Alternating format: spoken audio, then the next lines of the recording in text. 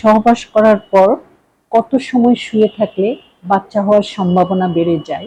আসসালামু আলাইকুম।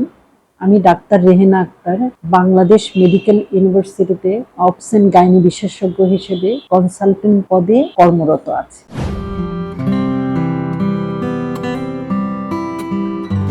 সহবাস করার পর কত সময় শুয়ে থাকলে বাচ্চা হওয়ার সম্ভাবনা বেড়ে যায়? এটার আসলে বৈজ্ঞানিক প্রমাণিত কোনো সময় নেই। তবে আমরা ইন্ট্রাইউটেরিন ইনসেমিনেশন বা আইইউআই করার পর রোগীকে বলি 10 থেকে 15 মিনিট শুয়ে থাকার জন্য। এটা আসলে বলার জন্য বলা।